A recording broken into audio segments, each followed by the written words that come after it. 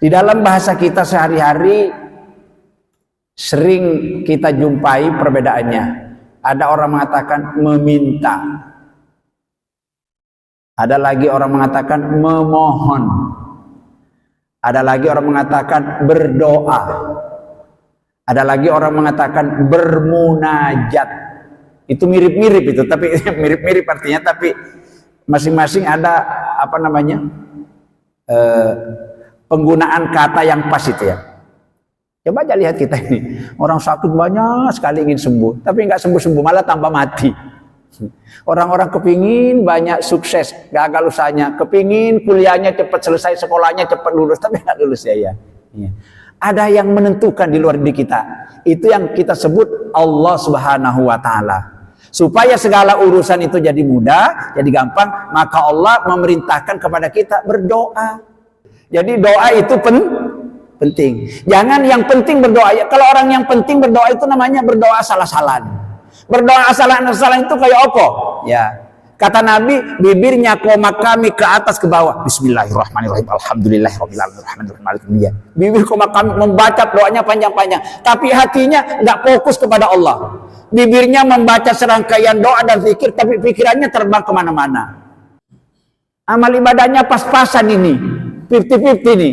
Dosanya juga jalan terus. Ya memang orang ini sholat ya torak, tapi kalau ada maksiat juga ikut. Sholat ya sholat, tapi ngajak minum ya minum. Sholat ya sholat, tapi ngajak nyolong, ngajak korupsi juga kepingin. Sholat ya sholat, tapi masih doyan menjelek-jelekkan orang. Bagaimana nih? 50-50 nih dosanya kini ya. Apa kata Allah? Wahai malaikatku, periksa amal sunnahnya si fulan.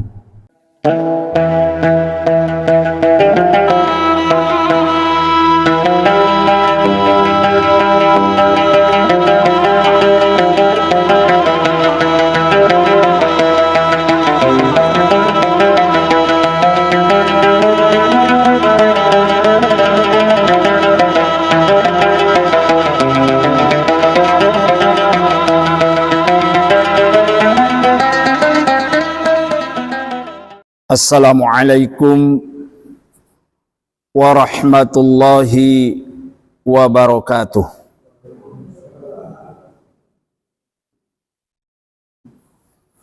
Innal hamdalillah wassalatu wassalamu ala Rasulillah wa ala alihi wa ashabihi wa mawalah. La haula wala quwata illa billah.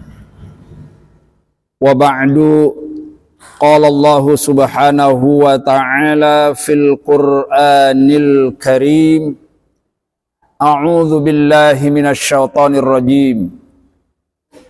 Wa qala rabbukum ud'uni astajib lakum. Innal ladzina yastakbiruna an ibadati sayadkhuluna jahannama dakhirin. Al-ayah. Shadaqallahul azim.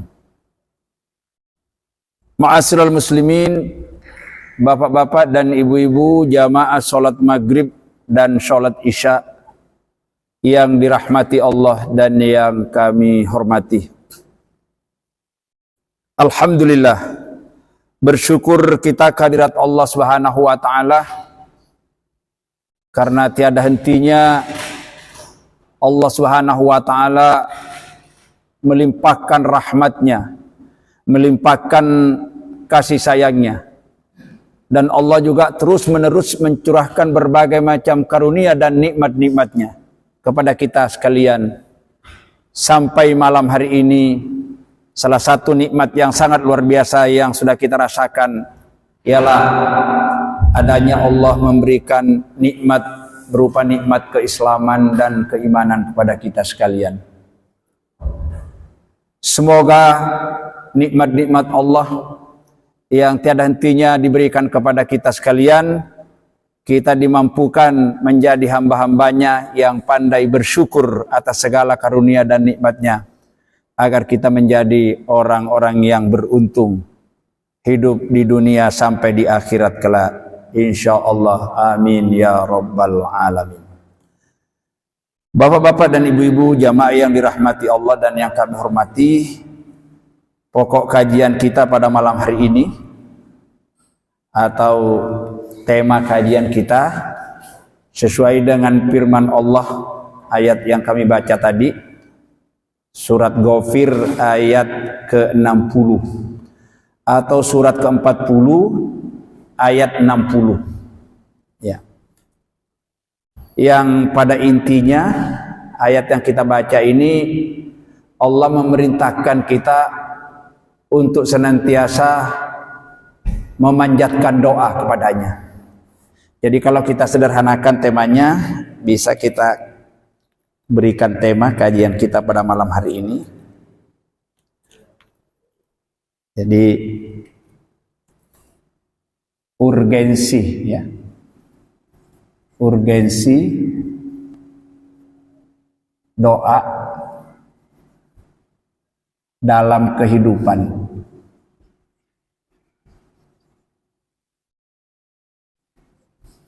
Dalam kehidupan.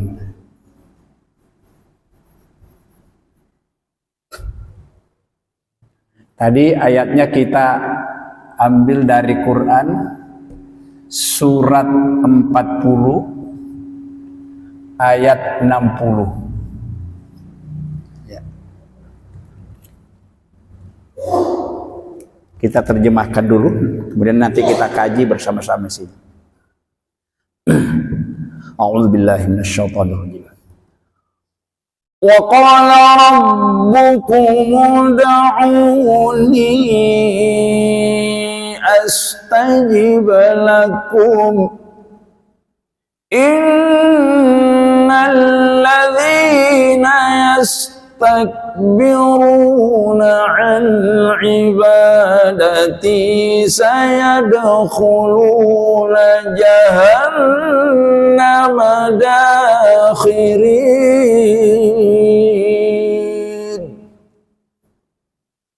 innal ladzina yastakbiruna 'an ibadati sayadkhuluna jahannama dakhirin.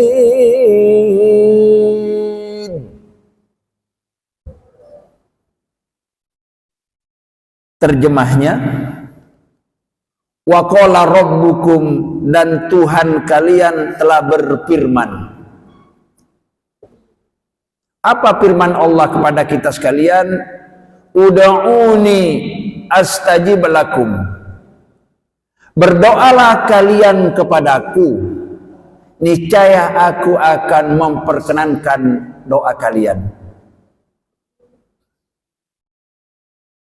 Innal ladzina yastakbiruna an ibadati, sesungguhnya orang-orang yang sombong, orang-orang yang tidak mau berdoa, orang-orang yang tidak mau beribadah kepadaku, sayadkhuluna jahannama dakhirin, kelak akan kami lemparkan, akan kami campakkan masuk ke dalam neraka jahim dalam keadaan hina dina. Quran surat Ghafir ayat ke-60. Surat Ghafir ini namanya dua, kadang-kadang disebut surat Al-Mu'min, kadang-kadang disebut surat Ghafir. Jadi jangan bingung nanti, kadang-kadang Quran itu kita buka surat Al-Mu'min, tapi buka Quran yang lain kok surat Ghafir.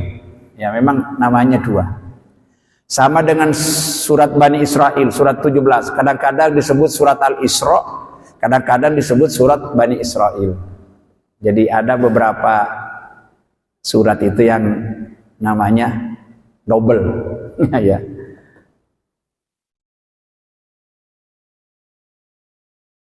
Jadi ayat ini memerintahkan kita untuk senantiasa berdoa kepada Allah Subhanahu wa taala.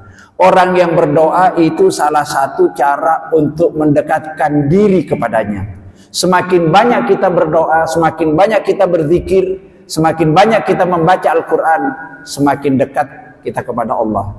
Apabila kita semakin dekat kepada Allah, kalau kita punya keinginan, punya hajat, punya kemauan, punya cita-cita dan harapan, insya Allah tentu akan berbeda perhatian Allah kepada hamba-hambanya yang memang dekat kepadanya ketimbang dengan orang-orang yang selama ini menjauh.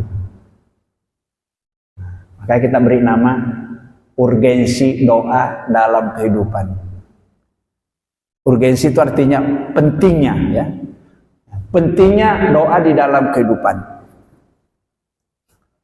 Sebelum kita membahas ke sana, kita harus jelaskan dulu doa itu apa sih?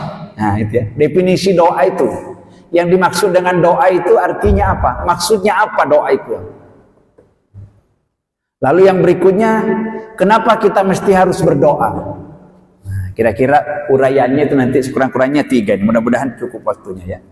Jadi yang pertama, apa makna dan pengertian doa?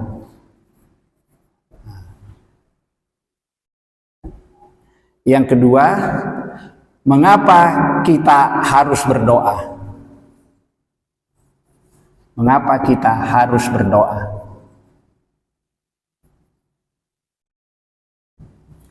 Lalu yang ketiga, bagaimana cara berdoa yang baik dan benar?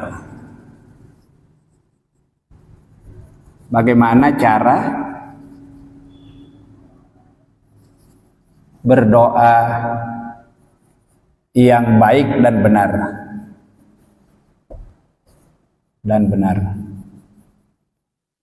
So, kalau kita berdoa, doa kita asal-asalan, ya, yang penting berdoa. Mau diterima apa tidak diterima, ya nggak diterima temenan. Jadi ini, dari ayat ini akan kita uraikan sekurang-kurangnya 4 ya, sub pokok bahasan ini. Doa itu artinya apa? Ya. Di dalam bahasa kita sehari-hari sering kita jumpai perbedaannya. Ada orang mengatakan meminta, ada lagi orang mengatakan memohon, ada lagi orang mengatakan berdoa, ada lagi orang mengatakan bermunajat. Itu mirip-mirip itu, tapi mirip-mirip artinya, tapi masing-masing ada apa namanya penggunaan kata yang pas itu ya. Jadi kalau orang yang sebaya dengan kita, yang sebaya mungkin dari usianya, mungkin dari status sosialnya, kemudian kita datang ada keperluan kepada kita, biasanya kita katakan meminta. Sama derajatnya dengan kita, dari segi usianya, dari segi status sosialnya, meminta. Saya minta Pak kepada sampean, boleh. Saya minta Bapak agar begini ya, namanya meminta, karena sederajat. Tapi kalau lebih tinggi derajatnya daripada kita, itu tidak cocok kalau kita katakan meminta. Digunakan bahasa memohon.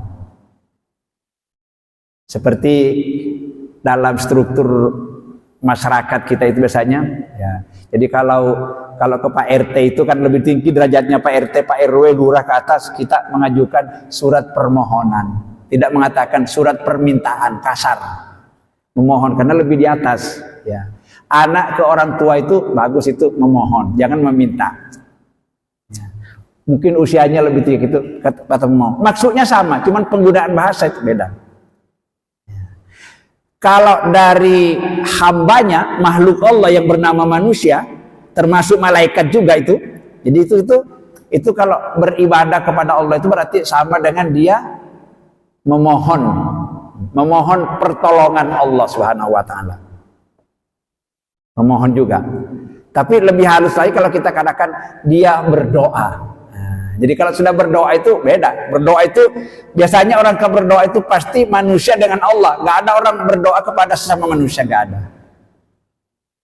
Maka kalau kita berdoa memohon kepada sesama makhluk Allah itu dikatakan syirik, sebab nggak pantas kita berdoa kepada kuburan, minta kepada kuburan, minta kepada arwah-arwah atau yang dianggap memiliki kemampuan, kekuatan, lalu kita itu ya datang ke sana menyembah-nyembah, memohon ya misalnya. Nah, itu syirik. Ada yang lebih tinggi lagi dari bahasa selain doa, bermunajat. Bermunajat itu sudah betul-betul dia menghadap Allah dengan mengerahkan segala kemampuan yang ada, pikirannya, tenaganya, semuanya diarahkan fokus kepada Allah. Itu bermunajat. Semata-mata dia mengharap pertolongan Allah. Sangat butuh kepada Allah. Itu namanya bermunajat. Jadi tidak menggunakan, ya Allah berikan kami begini, ya Allah lindungi kami begini. Ya Allah, enggak begitu lagi bahasanya. Dia betul-betul menggunakan bahasa perasaan, bahasa hati. Itu namanya munajat. Ya. Munajat ini banyak dilakukan biasanya memang orang-orang yang dekat kepada Allah. Tingkatan-tingkatan orang-orang yang mendekati tingkatan wali gitu ya. Biasanya munajat. Ya kita di sini tidak begitu, maka yang pantas kita itu doa. Urgensi doa dalam kehidupan. Pentingnya kita senantiasa memanjakan doa dalam kehidupan ini. Kalau ditanyakan, kenapa kita mesti harus berdoa? Maka jawabannya, karena kita diperintah oleh Allah. Itu jawaban singkatnya. Kenapa kita harus berdoa kepada Allah? Ya karena kita diperintah oleh Allah. Umpamanya Allah nggak nyuruh, kita yang enggak. Maka kalau kita berdoa itu berarti dapat pahala. Mau doanya diterima dengan segera, diterima dengan lambat, ataupun doanya tidak diterima, nggak ada ruginya, tetap berpahala. Karena orang berdoa itu bernilai ibadah. Nah, kalau sudah seperti ini, keyakinan kita nggak ada orang yang mau meremehkan doa. Doa itu termasuk perintah Allah, mau diterima dengan segera doa kita, mau diterima oleh Allah tapi lambat baru dikabulkan, atau mungkin doa kita tidak diterima, nanti diberikan pahalanya di akhirat. Jadi nggak ada ruginya Pak orang-orang berdoa. Karena doa itu merupakan ibadah. Dari mana perintah Allah itu kita? Ini yang tadi kita baca ayatnya. Ud'uni astajib lakum. Ud'uni, mintalah kamu kepadaku, memohonlah kamu kepadaku, berdoalah kamu kepadaku. Astajib lakum, pasti aku kabulkan apa yang kamu inginkan. Cuman nanti ada syarat-syaratnya ya. Jadi ini kita disuruh oleh Allah, kita berdoa, diperintah oleh Allah, dan sekaligus Allah menjanji, minta kamu kepadaku, niscaya aku akan kabulkan doamu. Niscaya itu kan janji. Di ayat yang lain surat Al-Baqarah ayat 186 ada yang hampir senada di sini. Allah berfirman, wa idza sa'alaka 'ibadi 'anni fa inni qaribun ujibu da'watad da'i idza da'an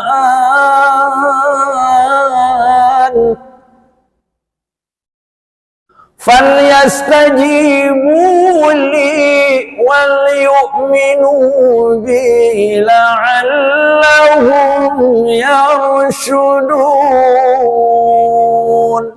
Al-Baqarah ayat 186. Wa idza sa'alaka ibadi, Muhammad, kata Allah ngomong kepada Nabi Muhammad, nanti kalau hamba-hambaku ada yang bertanya kepadamu, wahai Nabi, wahai Muhammad, di mana aku? Aku ini jauh apa dekat? Fa inni qarib, jawab Muhammad kepada orang bertanya, sesungguhnya Allah itu dekat dengan kita. Allah itu nggak pernah jauh dari kita, dekat. Cuman kita kadang-kadang menjauh, tapi Allah itu nggak pernah menjauh dari kita. Kita yang banyak menjauh. Ya. Uji mudah watad da'i, kata Allah dalam ayat ini, aku akan mengabulkan doanya orang-orang yang berdoa. Loh, janji lagi. Aku akan mengabulkan, aku akan memberikan, aku akan mengijabah setiap doa orang-orang yang berdoa kepadaku.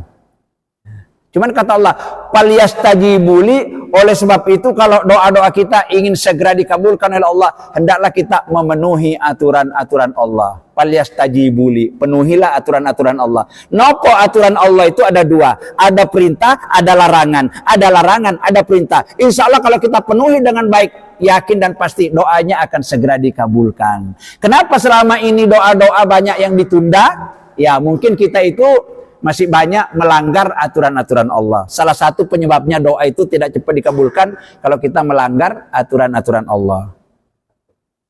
Nah, jadi berdoa itu kalau dikatakan kenapa kita mesti harus berdoa? Karena perintah. Kalau perintah kita laksanakan otomatis berpahala. Pahala itu bisa kita temukan di dunia, nilai-nilai kebaikannya, dan nanti di akhirat itu jauh lebih besar lagi. Makanya kita jangan menyepelekan berdoa.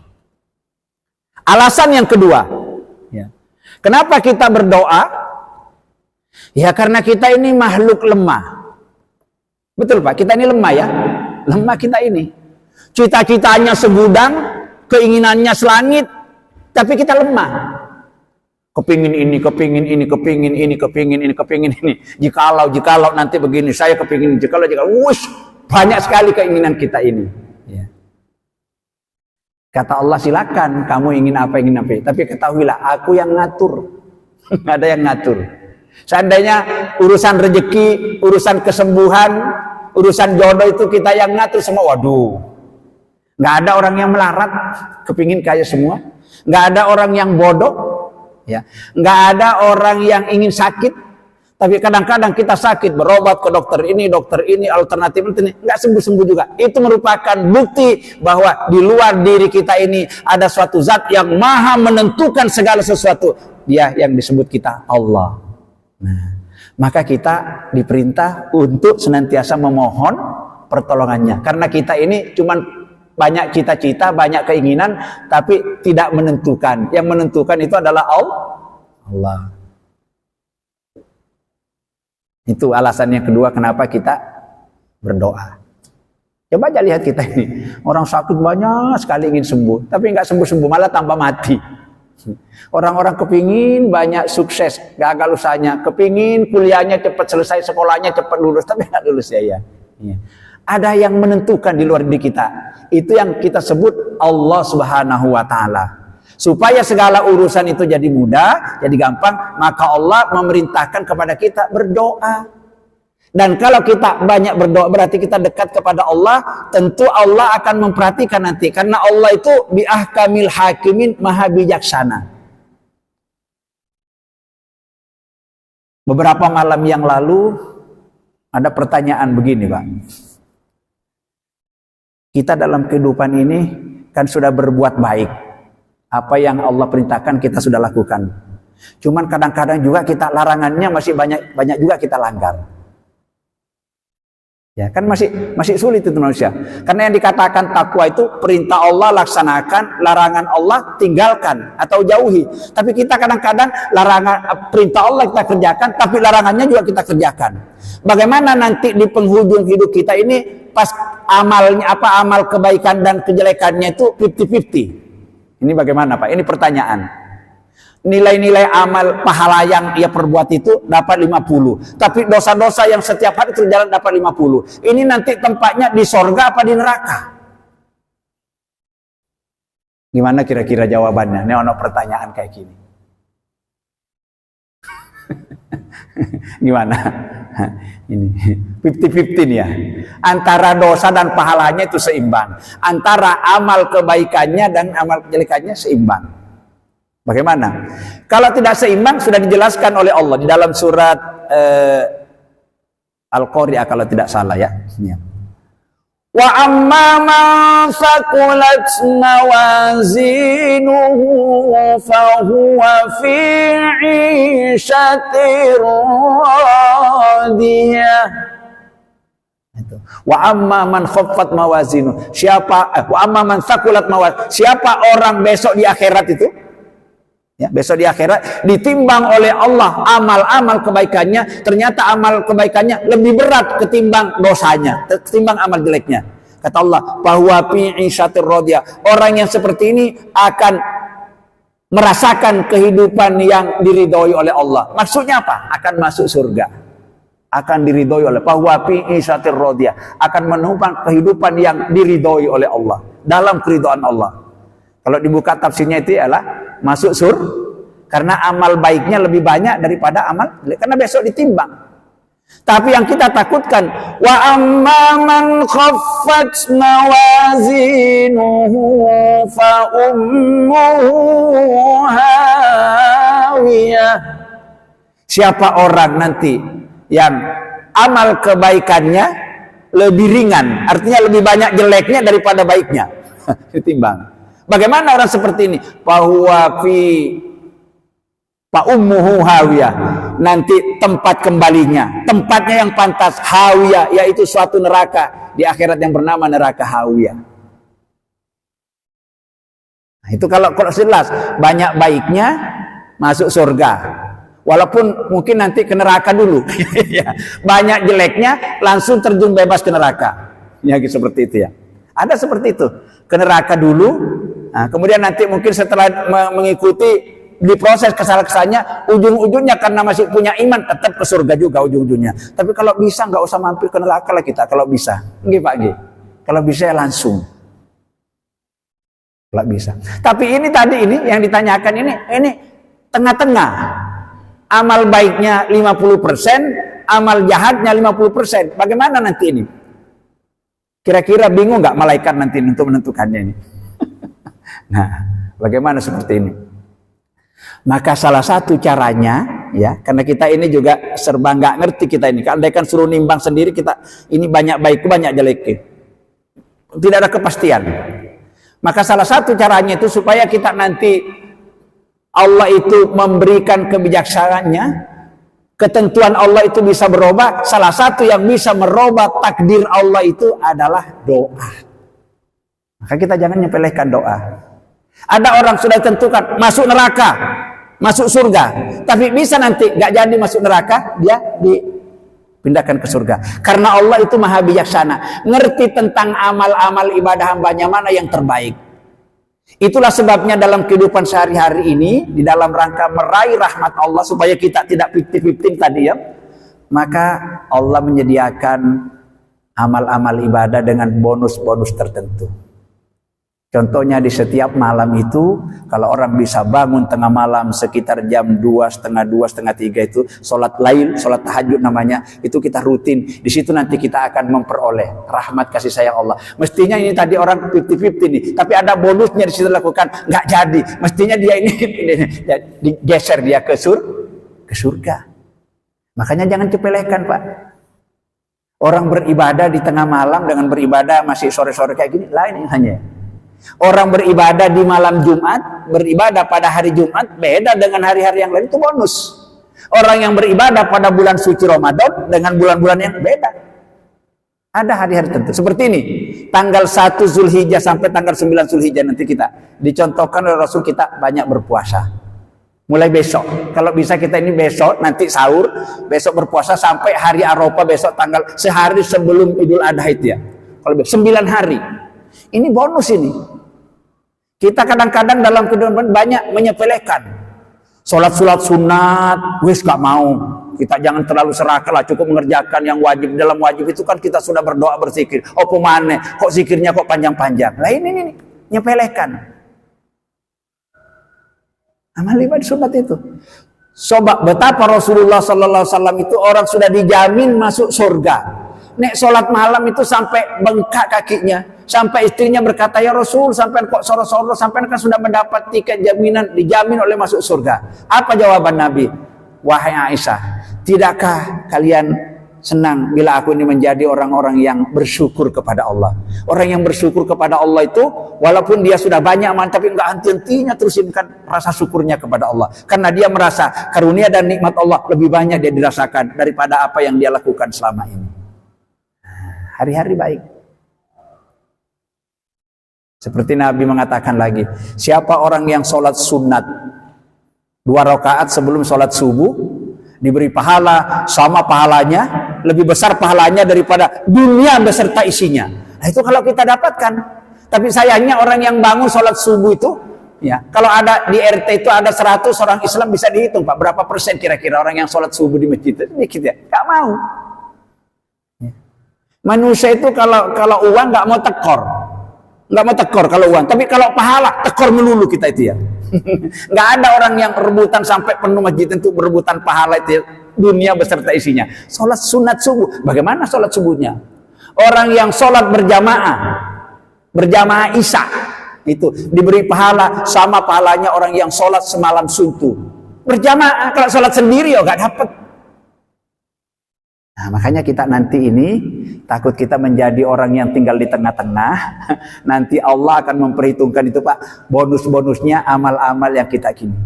Termasuk dengan puasa, dengan sholat-sholat sunnah, dengan berzikir, dengan berdoa, dengan bersilaturahmi, ya, dengan menolong sesama, memberikan manfaat kepada orang lain, baik melalui tenaga, pikiran kita, ilmu pengetahuan kita. Itu nanti yang akan dilihat oleh Allah. Karena Allah itu maha bijaksana. Maha bijaksana. Maka kembali lagi, jangan meremehkan doa. Doa itu penting. Doa itu penting, apa yang penting berdoa? Lain nggak Mas aja? Doa itu penting, ada lagi orang mengatakan yang penting berdoa. Ya. Sholat itu penting, apa yang penting sholat? Sholat itu penting, beda ya maksudnya. Doa itu penting, yang penting berdoa, beda ya maksudnya ya. Beda. Istri itu penting, yang penting punya istri, beda. Ya, seperti itu. Jadi doa itu penting. Jangan yang penting berdoa. Ya, kalau orang yang penting berdoa itu namanya berdoa asal-asalan. Berdoa asal-asalan itu kayak apa? Ya. Kata Nabi, bibirnya koma kami ke atas ke bawah. Bismillahirrahmanirrahim. Alhamdulillahirrahmanirrahim. Bibir koma kami membaca doanya panjang-panjang. Tapi hatinya nggak fokus kepada Allah.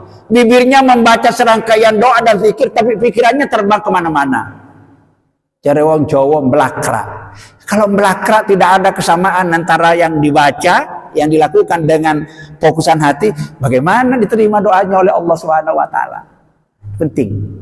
Doa itu penting. Jadi jangan kita berdoa asal berdoa saja. Ya. Ada orang berdoa hari-hari biasa, seperti kita ini hari-hari biasa. Biasa kita doanya itu biasa itu. Tapi ketika anaknya sakit, ibunya sakit, ada keluarga yang sakit, berdoa di musola di rumah sakit. Seolah-olah itu berdiri di hadapan Tuhan langsung. Seolah-olah Tuhan langsung kelihatan itu. Fokus sekali berdoa dan dia serius sekali berdoa. Itu banyak orang seperti berdoa itu. Karena kepepet. Kalau orang berdoa kepepet itu biasanya Pak khusyuknya luar biasa. 100% khusyuk. Tapi kalau hari-hari biasa seperti kita sekarang ya. Yang penting berdoa. Bukan doa itu Nah disinilah kadang-kadang. Orang kalau naik ke Mekah. Di depan Baitullah dia berdoa. Di depan makam Rasulullah SAW berdoa. Di Raudhah khusyuk dengan segala kemampuan dikerahkan. Karena di Mekah, pulang ke Indonesia nggak khusyuk lagi. Jangankan khusyuk, malah dari tanah suci nggak ke masjid sholatnya. Ada nggak orang haji kayak gini? Ada. Nggak tambah baik. Bukan haji mabrur tapi haji mabur. Ya seperti itu. Nah ini doa. Jadi doa itu bahkan doa itu kata Rasulullah tidak ada yang bisa menggeser takdir Allah di dalam kehidupan ini selain doa. Ya. Jadi takdir Allah itu ada dua tapi ya. Jadi takdir itu ada yang bisa bergeser, ada yang tidak bergeser. Jangan salah paham. Ya. Saya tulis di sini takdir. Takdir Allah itu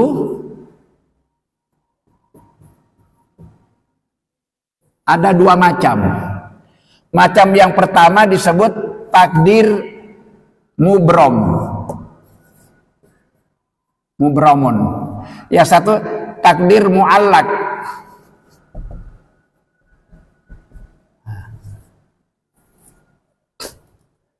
Jadi takdir itu artinya ketentuan yang ditetapkan oleh Allah berdasarkan kemauan Allah. Ya. Contohnya kita ditakdirkan Allah kok kita jadi laki-laki. Ada saudara kita kok ditakdirkan jadi perempuan. Ya kan? Itu takdir seperti itu dikatakan takdir mubrom itu. Nggak bisa diubah sudah. Matahari ditakdirkan oleh Allah terbit dari timur, tenggelam di ufuk barat. Ya. Suruk maghrib. Suruk itu terbit matahari, maghrib itu terbenam matahari. Itu namanya takdir, nggak bisa diubah. Ya, berputarnya planet bumi nggak bisa diubah itu ya. Tapi kalau takdir misalnya urusan rezeki, ya. Kan diperintahkan kita mencari rezeki. Kalau kita sakit, diperintahkan kita berobat. Kita diperintahkan untuk ngaji, untuk belajar supaya kita jadi orang bodoh. Ini takdir yang seperti ini namanya takdir mu'allaq. Ya. Ini yang bisa dirubah dengan doa ini. Ya. Dengan doa dan usaha ini takdir mu'allaq bisa berubah. Ya. Kita sekarang melarat karena kita rajin berusaha, lama-lama jadi kaya. Sekarang kita ini bodoh karena dia rajin ngaji, lama-lama kita jadi pinter. Dirubah oleh Allah itu. Dan itu yang dimaksud dengan takdir yang seperti ini akan berubah dengan doa. Nah, sebagaimana firman Allah juga dalam surat Ar-Ra'd, innallaha la yughayyiru ma biqaumin hatta yughayyiru ma bi anfusihim. Sesungguhnya Allah tidak akan pernah merubah nasib seseorang kecuali orang itu atau kaum itu sendiri yang mau merubah nasibnya. Yang dimaksud itu yang takdir yang mana yang dimaksud di sini ya? Ini takdir ini. Inilah yang makanya kita berdoa.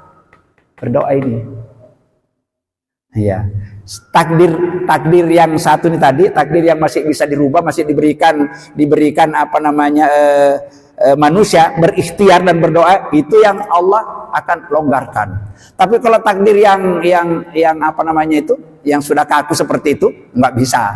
Seperti kita ditakdirkan laki-laki, kok kita mau menjadi perempuan, ya nanti operasi apa koyok Dorce dulu itu almarhum, ya nggak bisa seperti itu. Malah itu dilarang. Nah, ini doa. Kalau kita lihat itu takdir Allah sampai bisa berubah itulah kekuatan doa. Dan itu nanti mestinya orang ini tadi 50-50 amalnya ini mestinya ini ya. Ini mestinya ke neraka dulu, nyicipi beberapa tahun setelahnya. Tapi Allah punya pertimbangan kebijakan. Kenapa?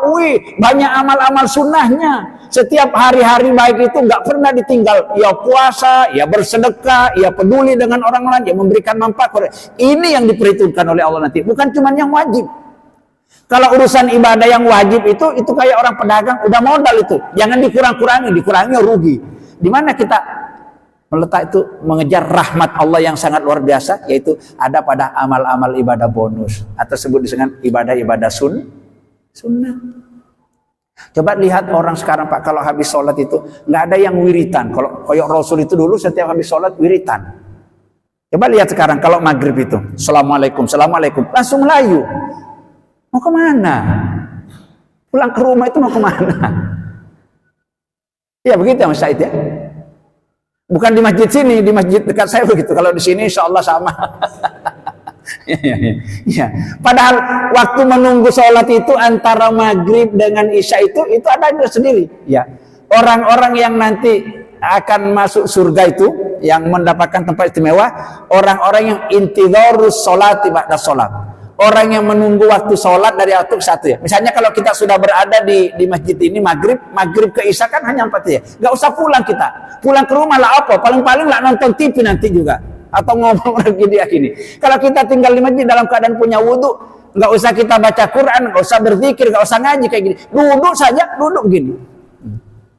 Duduk, iktikafnya itu dapat pahala. Apalagi kalau kita ngaji kayak gini, membaca Al-Quran, membaca sholawat, berzikir, luar biasa. Ini nanti yang bisa menggeser doa-doa kita ketika di saat kita sudah butuh pertolongan Allah. Tapi orang nggak mau ya Pak Samsul. Ya.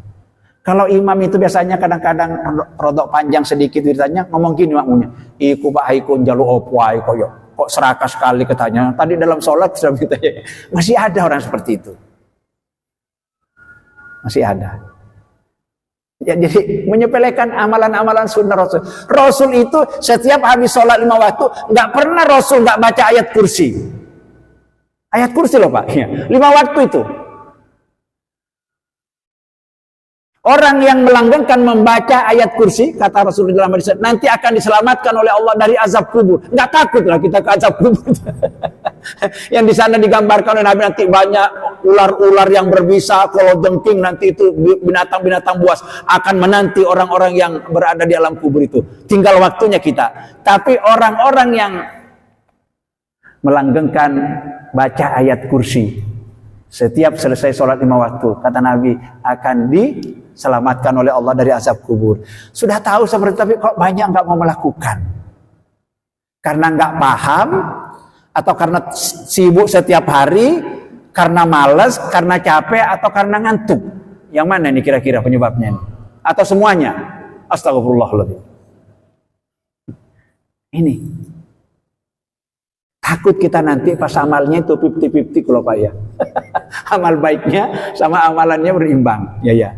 Tapi nanti kalau sudah seperti itu, Allah akan memperhitungkan nanti amal-amal ibadah sunnahnya.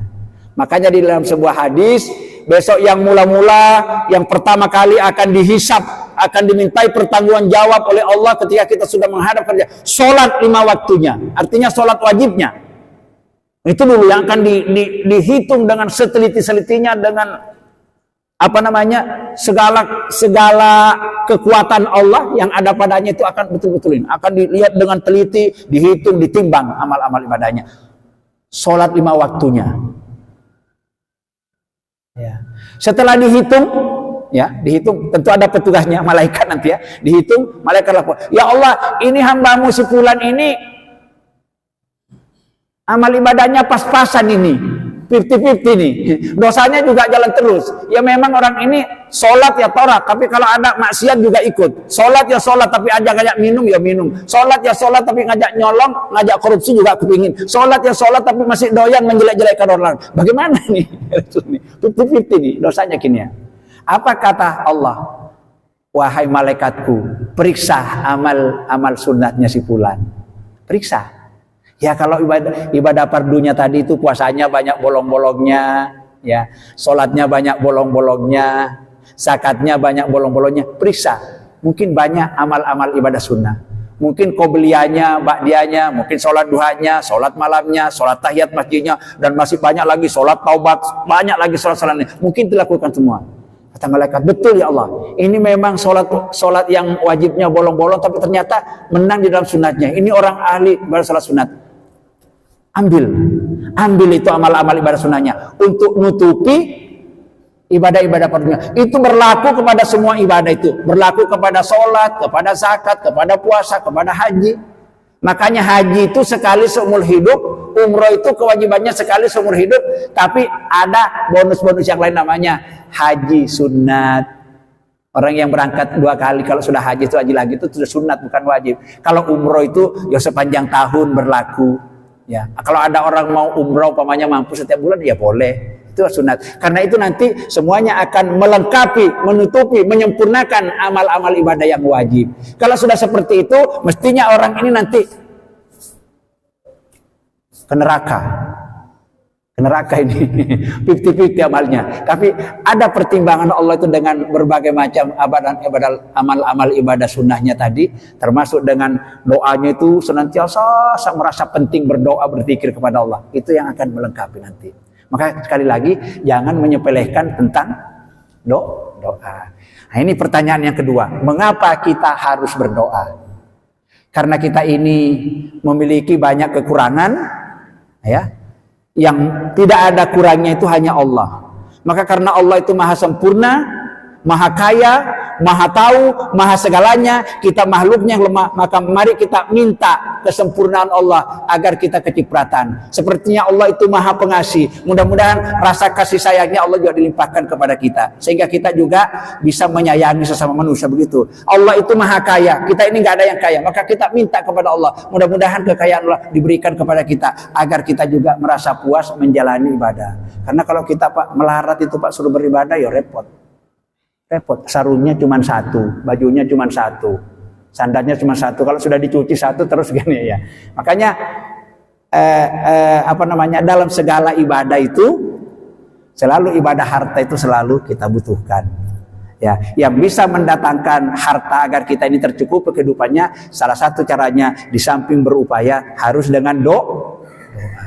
Sampai di sini mungkin ada pertanyaan seputar doa. Monggo Pak Samsul. Cukup. Said? Ya. Jadi cukup ya Pak ya? Hanya. Saya jelaskan lagi, orang kalau sudah berdoa, karena kita ini berdoa, masih di sini. Orang kalau berdoa itu ada 4 kemungkinan yang akan Allah berikan. 1, ada orang berdoa, doanya diterima dengan segera. Diterima dengan segera. Yang kedua, ada orang berdoa diterima dengan lambat. Yang ketiga, ada orang berdoa diterima, tapi yang dimaksud dalam doanya itu diganti dengan nikmat yang lain. Ya. Lain yang diminta, lain yang diberikan. Yang diberikan oleh Allah. Terus yang keempat, memang ada doa tidak akan diterima oleh Allah ya. Ada doa yang ditolak. Jadi ini harus kita pahami. Setiap orang berdoa ini ada 4 ketentuan yang Allah berikan kepada kita. 1, ada orang berdoa, doanya diterima dengan segera. Kalau kita berdoa maunya diterima dengan segera apa lambat Pak? Ya maunya. Maunya kita kalau berdoa sekarang malam ini juga dikabulkan. Itu kalau keinginan kita, tapi Allah juga punya kehendak. Ada orang yang berdoa diterima doanya, berdoa malam ini sampai 3 hari berturut-turut, tapi nanti minggu depan baru diberikan, bahkan nanti bulan depan, atau mungkin tengah tahun baru diberikan. Ada seperti itu. Karena Allah itu maha tahu tentang kepentingan hambanya. Yang ketiga, ada orang berdoa, dia minta A, tapi oleh Allah dikasih B. Karena Allah maha bijaksana tadi itu. Allah maha tahu tentang yang terpenting hambanya. Kita nggak tahu. Contohnya, si A berdoa, minta kaya. Kaya. Tapi Allah nggak memberikan doanya itu dengan diberikan kekayaan. Tapi dikasih sehat Pak oleh Allah. Dikasih sehat. Allah tahu ini potongan orang ini kalau nanti diberi kaya, usahanya maju, yakin nggak ke masjid lagi nih ya. Yakin nggak bakal sedekah lagi. Makanya doanya tadi itu minta kaya diberikan, dikasih sehat. Bagus mana Pak sehat dengan kaya? Sehat. Hah? Sampean kaya tapi sakit-sakitan, nggak bisa menikmati kekayaannya. Sampean biasa-biasa saja, nggak terlalu kaya juga tapi sehat, bisa menikmati kesehatannya. Bagus mana? Orang kaya tapi sakit-sakitan, orang sehat tapi agak melarat. Pilih mana? Kaya sehat itu yang ideal ya. Dan yang seperti ini Allah maha tahu Pak Samsul. Tahu, ini potongannya si A ini nanti kalau doanya dikabulkan, minta kaya, minta usahanya maju, yakin gak ke masjid ini, yakin gak mau sedekah. Dulu waktu melarat aja, nanti kalau saya sedekah, saya kalau dikasih Allah begini, mau sedekah begini. Contohnya setelah dikasih, mana? Ya, hartanya itu disembunyikan lagi, saking meditnya dia ya. Orang yang seperti ini, Allah tahu demi keselamatan dia, apa yang dia minta tadi, minta A tapi oleh Allah dikasih B, karena Allah ngerti bijaksanaannya. Sama dengan kita, orang tua. Kita punya anak sekolah di TK, ada yang di SMA, ada yang sudah kuliah. Masa sanggupnya sama-sama? Anak TK kok dikasih misalnya 20.000, nah SMP dikasih 5.000, yang kuliah dikasih 10.000. Kan nggak bijaksana ini namanya ya. Begitu juga Allah memperlakukan hambanya ini punya sifat kekuasaan bijaksana. Termasuk nanti di saat hambanya kepepet, kita nanti di hadapan Allah, ternyata amal jahatnya sama amal baiknya 50-50 tadi. Allah akan mempertimbangkan hal-hal yang seperti ini. Terus yang keempat, memang ada doa yang pasti tidak dikabulkan oleh Allah. Kenapa? Dia berdoa dengan hal-hal yang tidak masuk akal. Contoh, kepingin jadi presiden gak tahu sekolah. Bisa kira-kira? Kepingin jadi presiden gak pernah sekolah. Kepingin jadi gubernur cuman lulusan SMP. Ya bisa kalau ijazahnya palsu. Bisa kalau ijazah, tapi akan dicaci oleh seluruh rakyat Indonesia. Akan tercatat sejarah. Oh, dulu ada pemimpin di Indonesia ijazahnya palsu. Seperti itu. Bisa sih, diakal-akali kan bisa ya. Ya seperti itu.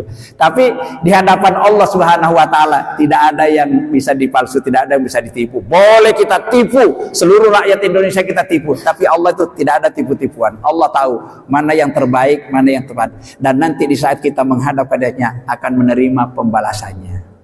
Jadi 4 tadi ini orang berdoa ada 4 ketentuannya. Doanya diterima dengan segera, doanya diterima tapi lambat, doanya diterima tapi diganti dengan yang lain, doanya ditolak karena nggak masuk akal. Tapi kesimpulannya nggak ada ruginya orang berdoa, karena doa itu perintah Allah. Kalau kita membaca doa, kita mohonkan kepada Allah, diterima tidak diterima tetap mendapat pahala. Jadi nggak ada ruginya orang berdoa. Cukup Pak ya? Alhamdulillah.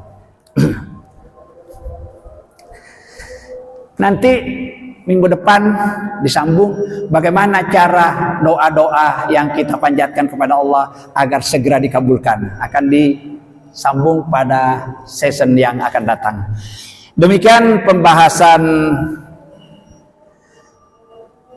maksud ayat yang kita baca tadi ini, yakni surat Ghafir ayat ke-60 digandeng tadi dengan surat Al-Baqarah ayat 186. Mudah-mudahan Allah Subhanahu wa taala menerima segala amal ibadah kita, mengabulkan segala doa-doa yang kita panjatkan kepadanya, dan mudah-mudahan kita diberi kemampuan bisa senantiasa memperhatikan tentang betapa pentingnya doa di dalam kehidupan kita, karena segala sesuatunya itu tergantung dengan doa yang kita panjatkan kepada Allah Subhanahu wa taala. Terima kasih atas kebersamaan dan perhatian Bapak Ibu semuanya. Mohon maaf bila ada hal-hal yang kurang. Untuk sempurnanya majelis ini, mari kita tutup bersama-sama dengan membaca doa kifaratul majelis. Bismillahirrahmanirrahim.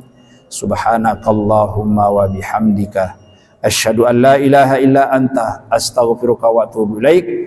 Walhamdulillahi rabbil alamin. Assalamualaikum warahmatullahi wabarakatuh.